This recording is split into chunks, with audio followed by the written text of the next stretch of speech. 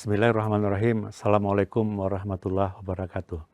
Saudara Lun, di bulan puasa, di bulan Ramadan maksudnya, ini bagaimana ya seorang koki atau ibu-ibu ini khususnya ketika memasak, masakan, dan tentu untuk bagaimana masakan itu terjamin kualitasnya dari segi rasa, aram, pedas dan sebagainya, tentu itu dicicipi.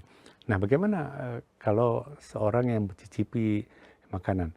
Bagi seorang koki ataupun ibu-ibu yang sudah profesional dalam memasak, itu kan sudah terbiasa. Tanpa dicicipin pun ya itu sudah pasti oke. Tetapi untuk menumbuhkan keyakinan, tidak salah bahwa seorang itu mencicipi sekadar memang rasa. Ya, jadi bukan menelan ya. Itu beda. Kalau sudah menelan itu akan bisa membatalkan puasa itu sendiri.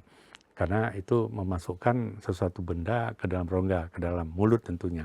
Tapi kalau sekedar mencicipi, ya tentu tidak sampai membatalkan puasa itu sendiri.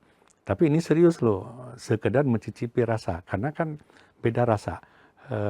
Sekedar mencicipi itu adalah tidak mengapa. Saudara Lun, itulah barangkali jangan khawatir bahwa karena Anda memasak sebagai koki ataupun ibu rumah tangga yang menyiapkan hidangan kepada keluarganya, lantas membatalkan puasanya. Tidak. Mudah-mudahan berfaedah. Terima kasih. Wassalamualaikum warahmatullahi wabarakatuh.